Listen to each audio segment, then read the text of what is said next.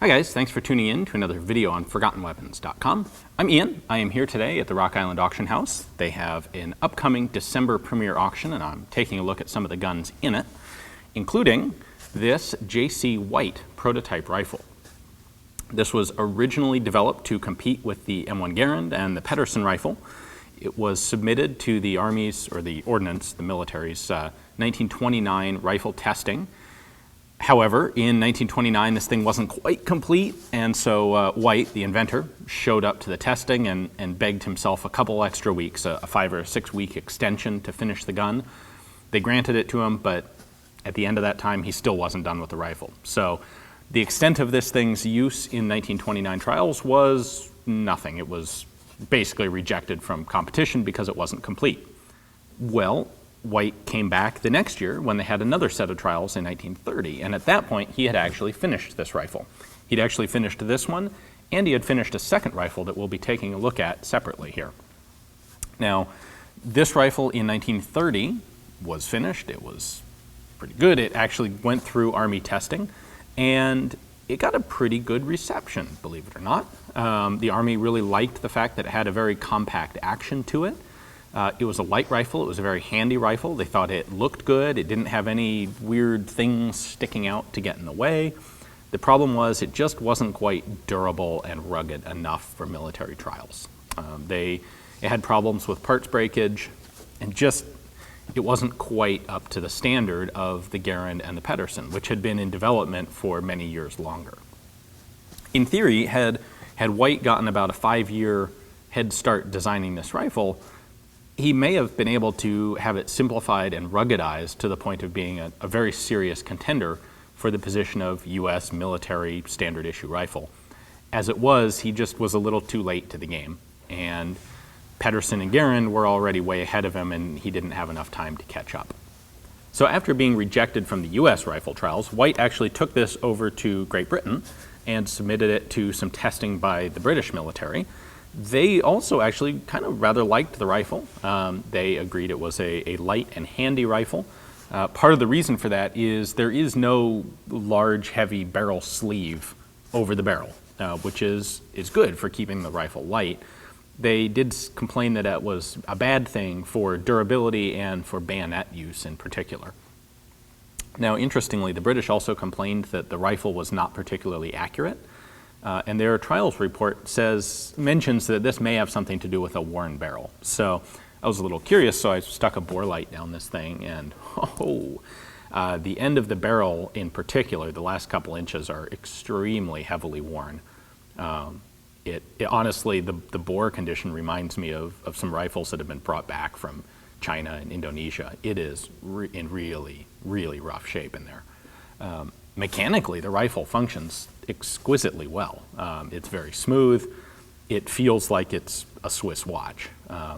In fact, it appears that White had access, he either had access to the machinery, or he may have actually been sponsored by a company called the United Shoe Company. So they probably made shoes, but they had a lot of high quality machine tools, probably for making other tools for use in their factory. And White had access to these, and they allowed him to make a really high quality rifle. That's something that everybody who tested this thing commented on, was that the craftsmanship was excellent on these guns, or this gun. Now, this particular rifle is a long stroke gas piston system, and it's kind of cool because White, after 1930 in the US, this rifle it was gone, it was done. It had no further use or testing. It was rejected. However, White's system would make a comeback 20 years later when his gas system actually was the gas system that was chosen to be used on the M14 rifle. He is the one who first came up with this notion of the idea was you had an actual sliding cylinder, a sliding sleeve in the gas system. So when you first fired the rifle, gas would vent from the barrel into the piston. But then as soon as the piston started to move, it would actually cut off and seal the gas port. So you wouldn't get an excessive amount of gas in the piston. And then inertia and the continued expansion of this burning gas would run the piston the full length of its travel. The theory is if you had variation in ammunition, if you had some particularly hot rounds or overpressure rounds, they wouldn't destroy the gas system, because once the gas system had just enough gas to start moving, it would cut off. Obviously, that wasn't sufficient to get White's rifle adopted in 1930, but it stuck around in people's minds. And when they started experimenting with improved gas systems on the M1 Garand, that was one of the systems that they tried out, and ultimately it was judged to be the best one. And that's what went into the rifle that ultimately became the M14. So kind of a cool epilogue to White's work with the rifles. This is also, by the way, the same J.C. White who was involved in the Merrill White pistol in the U.S. military pistol trials several years earlier. So at any rate, why don't we take a closer look at exactly how this guy functions. This is probably, I believe, a one-of-a-kind rifle anymore, and so this is our opportunity to see how it works. All right, so starting with something that I didn't mention before, this rifle is in the .276 Pedersen caliber. It does use an en-bloc clip. We have one example of the clip right here. That does hold 10 rounds, and it is reversible, so pretty good system there. You may notice that all of these rifles competing with the M1, they all used en-bloc clips. The military wanted that. They figured these sorts of clips were more compact, they were easier to carry, they were less subject to damage, and they were considered superior to box magazines for a semi-automatic infantry rifle. Of course, they do also allow you to get lower to the ground when you're prone, because they don't stick out the bottom of the gun. A bunch of arguments in favor of these clips. At any rate, this is one of them. Now, the rifle action itself, as I mentioned, it is a gas piston system. So up at the muzzle of the rifle here, we have our gas port. This is actually a muzzle cover, which I can take off to show you, kind of like on an M1, where what happens here, I'm limited into how much disassembly I can do on this guy, but what happens here is this unit comes off the front of the rifle. This is, I assume, the gas plug. You take that out, unscrew it, then this assembly comes off. So this threaded piece makes sure that this stays in place. There is a sheet metal lock here on the side. You can see there's a little cut tab in it. That tab matches up with this little cutout, and it would have originally ensured that this didn't start to unthread. Now, at some point in the last 70, 80, 90 years, this has gotten bent out, so it no longer stays in contact. But that's how that would have worked. We have a bayonet lug here on the side. I don't know exactly what pattern of bayonet this fits. It's not a standard Springfield bayonet.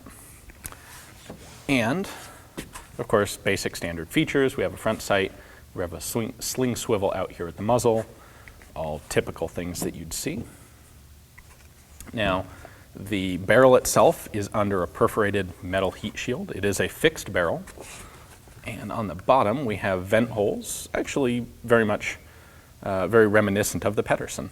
And then you can see our gas piston running underneath here. So if I pull the charging handle back, you can see this all cycle through.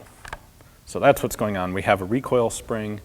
If we look closely in this hole, you can actually see the recoil spring in there. So it's a recoil spring inside of the gas piston tube, which is a fairly common solution.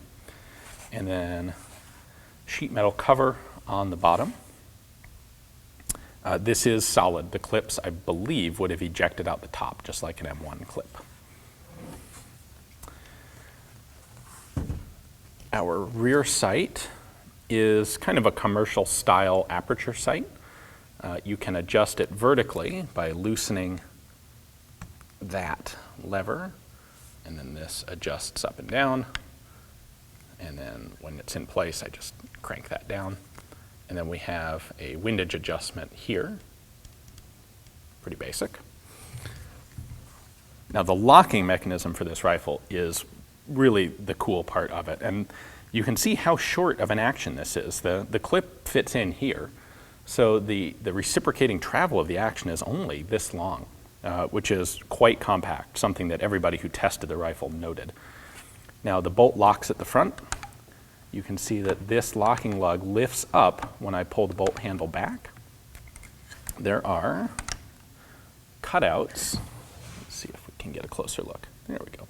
We've got cutouts right here for locking lugs on the front of the bolt. What happens is when the bolt's traveling, it slides through those cutouts, and then when it goes fully forward, a cam inside pushes this locking block down. So now those cutouts are misaligned and the bolt's locked in place until the gas piston down here pushes on the bolt handle, reverses the operation of that cam, pushes the locking block up, and allows the bolt to come backwards. This does lock open when it's empty, just like that. So there is our magazine well. It's got this kind of pregnant looking shape to it because it does have a rather large 10-round clip. Clip would go in just like that, very much like a Pedersen or an M1. One of the problems here is everyone mentioned also that these rifles were kind of fragile. They weren't really up to military durability. And a good example of that is this charging handle mechanism sticking back outside of the action when the gun is locked open. This is something that is clearly prone to being damaged. You know, some guy's rifle locks open and then trips and falls on this and bends it. That's the sort of thing that you have to resolve to really get an effective and successful military rifle. Not much going on this side. There is no opening on the receiver here. Oh, another control I should point out. We have a little tab button down here. Unlike the M1, where you have to, if you want to close the bolt when it's empty, you have to reach in, push on that while holding the charging handle, and you have a chance at what's called M1 thumb, where you just stuff your thumb in and the bolt drops on your thumb and hurts. On this guy, we actually have this little tab which pulls. I'm going to hold the bolt when I do this so it doesn't slam, but this allows you to manually drop the follower and close the bolt on an empty rifle without having to stick your thumb in the action, which is pretty cool. I am not sure how to disassemble this. I have not been able to find a manual for it. The British testing report says it could be done in just a few seconds without any tools, but I haven't really made any progress on any of the things that I've tried, and I'm a little bit paranoid about damaging the rifle for obvious reasons. So not entirely sure how it comes apart, unfortunately. We do have one other control, and I suspect this is the safety, but I haven't been able to get it to move, and again, I don't want to force it. So, general handling of this rifle is, I think, excellent. It's very handy. It's got a really big ghost ring type of sight picture to it, which is pretty cool. You know, again, if Whitehead's gotten started a little bit sooner on this gun, this had potential. The problem was it was just too late to compete. The Pedersen and the Garand were better than this rifle and were several years ahead of it in development. Thanks for watching, guys. I hope you enjoyed the video. I'm really excited to have gotten a chance to take a look at this literally one-of-a-kind prototype Army Trials rifle. And not just, it's kind of cool, it's not just a rifle that influenced or tried to influence the adoption of the M1, it also had a significant influence on the adoption of the M14 as well.